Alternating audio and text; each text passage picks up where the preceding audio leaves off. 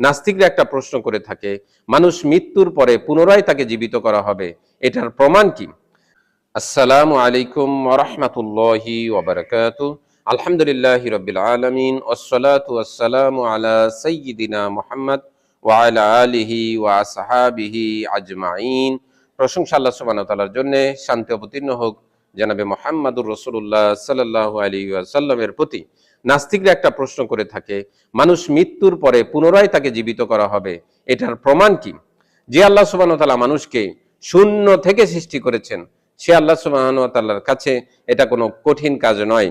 পবিত্র কোরআনুল কারীমের সূরাতুল ইয়াসিনের 36 নম্বর সূরার 77 নম্বর আয়াতে আল্লাহ সুবহানাহু ওয়া তাআলা বলছেন, আলাম ইয়ারাল ইনসানু আন্না খলাকনাহু মিন নুতফাতিন। আল্লাহ সুবহানাহু ওয়া তাআলা বলছেন, মানুষ কি লক্ষ্য করে না তাকে আল্লাহ সুবহানাহু ওয়া তাআলা সৃষ্টি করেছেন শুক্রবিন্দু থেকে, অর্থাৎ পুরুষের শুক্রবিন্দু এবং নারীর ডিম্বাণু থেকে আল্লাহ সুবহানাহু ওয়া তাআলা মানুষকে সৃষ্টি করেছেন যখন সে কিছুই ছিল না। মানুষ পৃথিবীতে আসার পরে তার একটি নাম হয়, তার একটি বংশ পরিচয় হয়, তার কর্মক্ষেত্রের একটি পরিচয় হয়, অথচ একসময় তার কিছুই ছিল না। আল্লাহ সুবহানাহু ওয়া তাআলা তাকে শূন্য থেকে সৃষ্টি করেছেন, তাহলে কেন আল্লাহ সুবহানাহু ওয়া তাআলা মানুষকে মৃত্যুর পরে পুনরায় জীবিত করতে পারবেন না?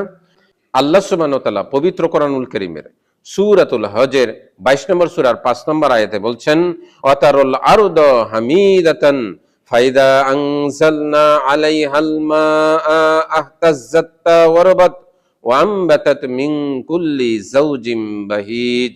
আল্লাহ সুবহানাহু ওয়া তাআলা বলছেন, তারা কি লক্ষ্য করে না শুকনো মাটির দিকে যখন সেটা মৃত অবস্থায় থাকে, সেখানে লতাপাতা গাছপালা কিছুই জন্মায় না, অতঃপর আল্লাহ সুবহানাহু ওয়া তাআলা ফাইজা আনজালনা আলাইহাল মাআ, যখন আল্লাহ সুবহানাহু ওয়া তাআলা সেখানে পানি বর্ষণ করেন, সেটা জীবন্ত হয়ে যায়।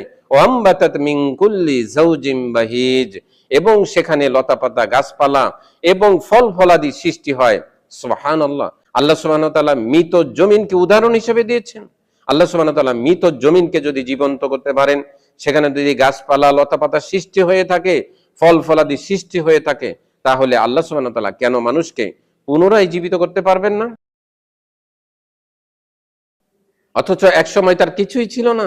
আল্লাহ সুবহানাহু ওয়া তাআলা তাকে শূন্য থেকে সৃষ্টি করেছেন, তাহলে কেন আল্লাহ সুবহানাহু ওয়া তাআলা মানুষকে মৃত্যুর পরে পুনরায় জীবিত করতে পারবেন না?